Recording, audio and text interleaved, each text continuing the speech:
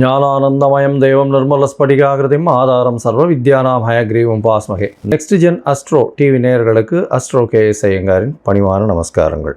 சனி வக்ரம் 15/7/2026 30/11/2026 வரலும் உண்டான காலகட்டத்தில் சனி பகவான் வக்கரமாகிறார். முதல்ல சனி பகவான் வக்கரம் என்னைக்கு ஆகிறார் அப்படின்னா ஆனி மாதம் 31ஆம் நாள் புதன்கிழமை சனி வக்கரமாகுது. சரி, வக்கரம்னா என்ன அப்படின்னு பார்க்கும்பொழுது, வக்கரம் அப்படின்னு சொல்லும்பொழுது அதாவது வருட கிரகங்கள்னு சொல்லக்கூடிய குரு சனி இந்த 2 கிரகங்களுக்கும் சரி, மற்றபடி சுக்கிரன் செவ்வாய் மற்றும் புதன் இந்த 3 கிரகங்களுக்கும் வக்கரகதி நிச்சயமாக உண்டு. என்னென்னா சூரியனிலிருந்து, அதாவது எந்த ஒரு கிரகமோ அந்த கிரகத்திலிருந்து 5ஆம் இடத்திற்கு சூரியன் வரும்பொழுது, அதுவும் சனிக்கு பார்த்தோம்னா சனிக்கு 5ஆம் இடத்தில் சூரியன் வரும்பொழுது வக்கரகதி ஆரம்பமாகிறது. 9ஆம் இடத்துல வரும்பொழுது வக்கர நிவர்த்தி அடையும். இது ஒரு முறையும் வரக்கூடியது. ஒரு தடவைக்கு 2.5 வருஷம் ஒரு சனி பகவான் ஒரு ராசியில் இருக்கார் அப்படின்னா 2 முறை வக்கர அடையக்கூடிய வாய்ப்புகள் மிகவும் அதிகம். அதாவது ஒரு வருஷத்துக்கு ஒரு தரம் அடையக்கூடிய வாய்ப்புகள் நிச்சயமாக உண்டு. சரி, இந்த சனி வக்கரம் அப்படின்னும் பொழுது அவருடைய வலிமை சற்று கம்மியாக கூடும். இதனால் என்ன அப்படின்னா கெடு பலன்கள், அவரால் கெடு பலன்கள் கொண்ட ராசிக்காரர்களுக்கு சற்று அதாவது இளைப்பாறக்கூடிய வாய்ப்புகள் உண்டு, மூச்சு விடக்கூடிய வாய்ப்புகள் உண்டு. அதாவது 7.5 சனி, அஷ்டமத்து சனி, அர்த்தாஷ்டம சனியெல்லாம் நடக்கிறவர்களுக்கு கொஞ்சம் பிரச்சனைகள் சிறிது காலம் நிச்சயமாக நகர்ந்து செல்லக்கூடிய வாய்ப்புகள் உண்டு. சரி, இப்போது சனி பகவான் என்ன ராசியில் இருக்காருன்னு பார்ப்போம். அதாவது மீன ராசியில் இருக்கார், உத்திரட்டாதி 3ஆம் பாதத்தில் இருக்கார். 3ஆம் பாதத்தில் வக்கரகதி அடையார் 15/7/2026. அதுக்கப்புறம் 31/8 அப்போ பார்த்தோன்னா 2ஆம் பாதத்துக்கு வரார். அதாவது உத்திரட்டாதி 2ஆம் பாதத்துக்கு வரார். அதற்கு பிறகு 30/10/2026 அப்படி பார்த்தோன்னா அன்னைக்கு 1ஆம் பாதத்துக்கு வரார். அதற்கு பிறகு 30/11/2026க்கு 1ஆம் பாதத்திலிருந்து வக்கர நிவர்த்தி அடைகிறார். சரியா? வக்கர நிவர்த்தி பலன்கள் தனியாக பார்ப்போம். இப்போ வக்கரத்தினுடைய பலன்கள் என்னன்னு பார்ப்போம். இந்த காலகட்டத்தில் சனி பகவானுடைய வலிமை குன்றி இருக்கக்கூடும். அதனால் கோச்சார பிரகாரம் வரக்கூடிய பிரச்சனைகள், இன்னல்கள் சற்று கம்மியாகக்கூடிய வாய்ப்புகள் நிச்சயமாக உண்டு. அதுவும் இந்த 7.5 சனியில் இருக்கிறவா கும்பம், மீனம், மேஷம் இந்த 3 ராசிக்காரர்களுக்கும் 7.5 சனி போயின்னு இருக்கு. அது தவிர பார்த்தோம்னா தனுசு ராசிக்காரர்களுக்கு 4ஆம் இடத்துல அர்த்தாஷ்டம சனி, சிம்ம ராசிக்காரர்களுக்கு அஷ்டமத்து சனியும் போயின்னு இருக்கு. இந்த காலகட்டத்தில் இவாளுக்கெல்லாம் சற்று பிரச்சனைகள் சற்று குறையக்கூடிய காலகட்டமாக இருக்கும். ஒரு சுமூகமான நிலைமை வரக்கூடிய வாய்ப்புகள் நிச்சயமாக உண்டு. சரி, இந்த சனி பகவானுக்கு பிரச்சனைகள் வலிமை குறைந்தாலும் சில இடத்துல உங்களுக்கு பிரச்சனைகளை அதிகமாக கூட்டக்கூடிய வாய்ப்பு உண்டு. அதாவது சில ராசிக்காரர்களுக்கு பரம எதிரியாக இருக்கக்கூடியவர், அதுவும் சிம்ம ராசி, கடகராசியெல்லாம் பரம எதிரின்னு சொல்லக்கூடியவர். அந்த மாதிரியான ஒரு கிரகம் இந்த சூரியனுக்கும் சந்திரனுக்கும் சனி மிகப்பெரிய எதிர் கிரகமாக சொல்கிறது. அதனால தான் சனி பகவான் 7-8 அதிபதி அப்படின்னு சொல்கிறது. 6-7 அதிபதி சிம்மத்துக்கு. இதன் மூலியமாக கடன் தொல்லை, நோய், தவிர அசிங்கம், அவமானம் இது எல்லாத்தையுமே கொடுத்துருவார். இந்த அஷ்டமத்து சனி வந்ததுன்னா கேட்கவே வேண்டாம், எல்லா பிரச்சனையும் கொடுப்பார். அதாவது மிகப்பெரிய அசிங்கம், அவமானம் இது எல்லாத்தையுமே கொடுத்தே தீரணும் அவர். அந்த காலகட்டத்தை தாண்டித்தான் எல்லாரும் போயாகணும். சரி, இப்படி இருக்கக்கூடிய காலகட்டத்தில் என்னென்ன எளிய பரிகாரங்கள் பண்ணலாம் அவருக்கு? அதாவது பரிகாரங்கள் அப்படின்னு சொன்னால் அவருடைய முதல்ல அவருடைய காயத்ரி மந்திரம் இல்லை அவருடைய ஸ்லோகம். அதாவது ஸ்லோகம்னு சொல்லோமே ஆனால் நீலாஞ்சன சமாபாசம் ரவிபுத்திரம் ஜமாக்கிரம் மாயா மார்த்தாண்ட சம்பூதம் தம் நமாமி சனேஸ்வரம் அப்படின்ற இந்த ஸ்லோகத்தை சொல்லிக்கொண்டு வருவதன் மூலியமாக சனி பகவானுடைய பிரச்சனைகள் குறையக்கூடிய வாய்ப்புகள் உண்டு. அதுவும் சனிக்கிழமை சொல்கிறது இந்த 139 நாளும் சொல்கிறது ரொம்பவும் நல்லது. இது இல்லை அப்படின்னா அதாவது ஓம் காகத்வஜாய வித்மஹே கட்கஹஸ்தாய தீமஹி தன்னோ மந்த பிரச்சோதயாத்துன்னு ஒரு நாளைக்கு 8 முறை சொல்கிறது மிகவும் நல்லது. சரி, இதை விட கொஞ்சம் இதுவாக இருந்ததுன்னா பக்கத்தில் இருக்கிற கோவில்களுக்கு போயிட்டு வர்றது. அதாவது சனீஸ்வரன் நவக்கிரக சன்னதியில் சனீஸ்வரனை சனிக்கிழமை வழிபட்டு வருது. ஆஞ்சநேயர், அது தவிர விநாயகர், இவர்கள் இருவரும் கட்டினவர்கள், அதாவது சனீஸ்வரனை கட்டியவர்கள்னு சொன்னவார். அதனால் இவர்களை இவர்களை சேவிச்சுட்டு வர்றதன் மூலியமாக உங்களுடைய பிரச்சனைகள் நிச்சயமாக விலகக்கூடும். இது தவிர பார்த்தீங்கன்னா சனி பகவானுக்கு உண்டானது எள்ளு. காகத்திற்கு சாதம் போடுறது, அதுவும் சனிக்கிழமை அன்றைக்கி சுடசாதம் போடுறது மிகவும் விசேஷம். அதற்கு பிறகு நீங்கள் அன்னம் புசிப்பது ரொம்பவும் நல்லது. காகத்துக்கு சாதம், தயிர் சாதம் சனிக்கிழமை கொடுக்கறது, தானம் கொடுக்கறது. வேஷ்டி அங்கவஸ்திரம் கோவில் குருக்களில் வாழுகள்லாம் அந்தணர்களுக்கு கொடுக்கறது. அது தவிர இரும்பு சம்பந்தமான விஷயங்கள் தானம் கொடுக்கறது. லெதர், அதாவது தோல் சம்பந்தமான அந்த விஷயங்கள் தானம் கொடுக்கறது. கீழ்த்தட்டு மக்களுக்கு சாப்பாடு உணவு கொடுக்கக்கூடியது. இதெல்லாம் பண்ணிகிட்டே வந்தாலே. அதே மாதிரி சீனியர் சிட்டிசன் ஹோமில் போய் உங்களால் முடிஞ்ச தானம் பண்ணுறது. இதெல்லாம் சனி பகவானுக்கு உண்டான பரிகாரங்கள் அப்படின்னு சொல்லக்கூடியது. எளிய பரிகாரங்கள் உங்களால் முடிஞ்சது நீங்கள் என்ன பண்ண முடியுமோ அது டெஃபினட்டாக பண்ணலாம். இது தவிர பார்த்தாலேனால் சனி பகவானை பொறுத்தவரை அவர் நல்ல ஒரு ஏற்றத்தை கொடுப்பார். உங்களுக்கு அந்த சனி பகவான் குருவினுடைய பார்வையிலையோ நல்ல சுபர்களுடைய பார்வையிலையோ இருந்தால் நல்ல ஒரு ஏற்றத்தை கொடுப்பார். இப்போ பார்த்தோம்னா குருவினுடைய பார்வையில் இருக்கிறதுனால மிகப்பெரிய ஏற்றத்தையும் மாற்றத்தையும் ஒருத்தருடைய வாழ்க்கையிலையும் நிச்சயமாக கொடுப்பார்.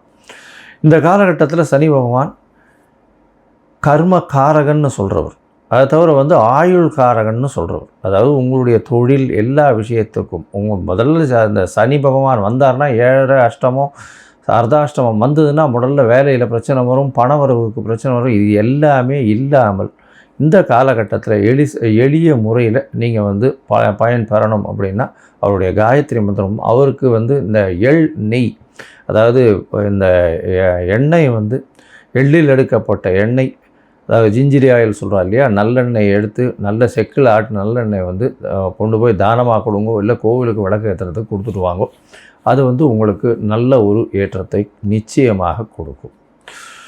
சரி, இப்போது மேஷம் முதல் மீனம் வரை ஒரு ராசியாக சனியினுடைய வக்ரம் என்ன மாதிரியான விளைவுகளை தரும் அப்படின்றத பார்ப்போம். அதற்கு முன்னாடி என்னுடைய மொபைல் நம்பர் கீழே ஸ்க்ராலிங்கில் போயின்னு இருக்கோம். உங்களுக்கு அஸ்ட்ராலாஜிக்கல் கன்சல்ட் தேவைப்பட்டதுன்னா எனக்கு ஃபோன் பண்ணுங்க.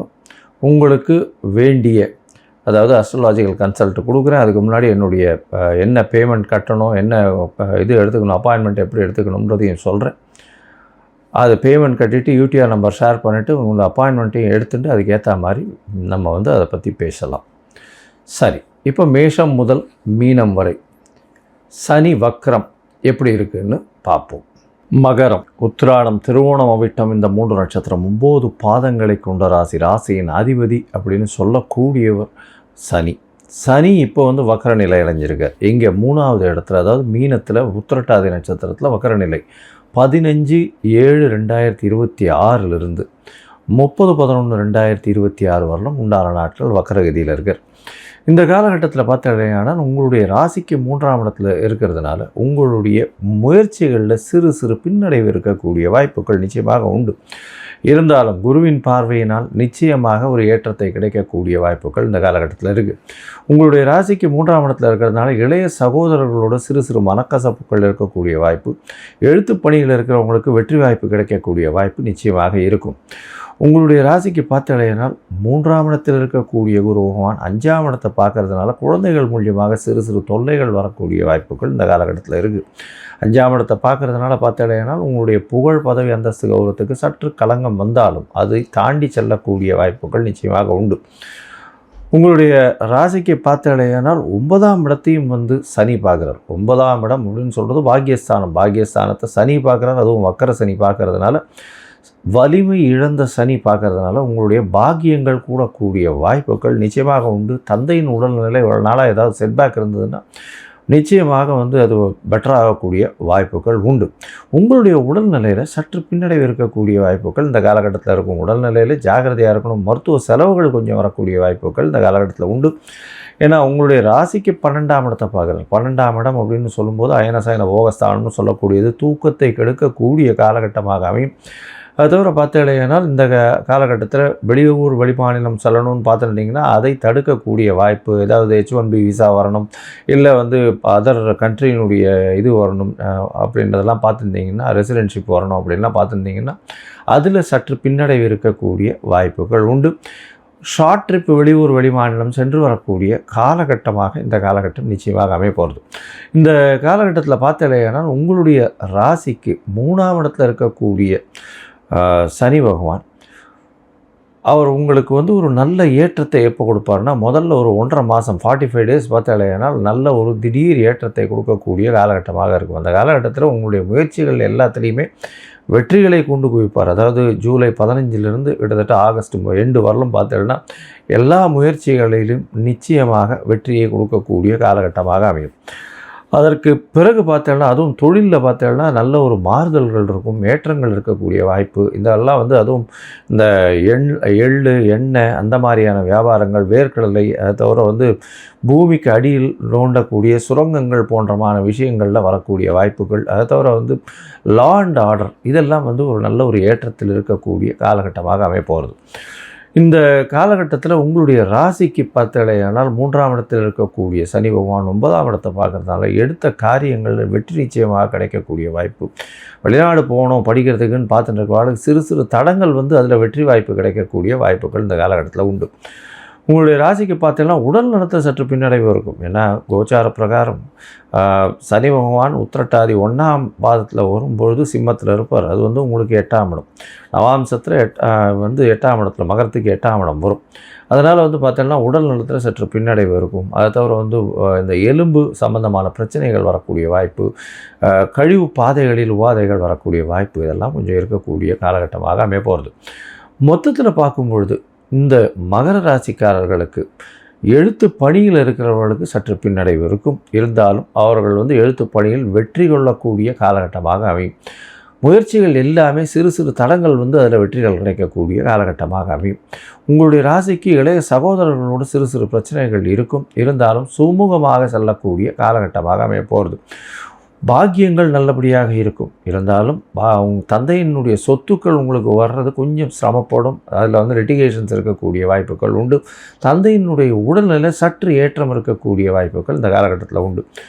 உங்களுடைய குழந்தைகள் மூலியமாக சிறு சிறு தொல்லைகள் வரக்கூடிய வாய்ப்பு, அதை தவிர குழந்தை பிராப்திக்கு பார்த்துட்டு இருக்கிறவர்களுக்கு சற்று பின்னடைவு இருக்கக்கூடிய வாய்ப்பு இந்த காலகட்டத்தில் உண்டு. உங்களுடைய ராசிக்கு பார்த்தாலேயானால் தூக்கங்கள் கலையக்கூடிய காலகட்டமாக இருக்கும். அதை தவிர பார்த்தாலேயானால் உங்களுக்கு இந்த அதாவது வெளியூர் வெளிமாநிலம் சென்று அங்கே விசா ப்ராசஸிங் இல்லை H1B ப்ராசஸிங் இதெல்லாம் பார்த்துட்டு இருக்கிறது சற்று பின்னடைவை ஏற்படுத்தும். அதை தவிர பார்க்கும்பொழுது உங்களுடைய ராசிக்கு மருத்துவ செலவுகள் கொஞ்சம் வரக்கூடிய வாய்ப்பு, உடல் நலத்தில் சற்று பின்னடைவு இருக்கக்கூடிய காலகட்டமாக இது அமைய போகிறது. இந்த காலகட்டத்தில் உங்களுக்கு தசாபுக்தி அந்தரம் சூக்ஷ்மம் அந்த அளவுக்கு விசேஷமாக இல்லை அப்படின்னா நீங்கள் அருகில் இருக்கக்கூடிய சரபேஸ்வரரை போய் வணங்குங்க. சரபேஸ்வரர் அப்படின்னு சொல்லக்கூடியவர் வந்து அந்த சிம்ம முகம் இருக்கக்கூடிய ஒரு வடிவத்தில் இருக்கக்கூடியவர்.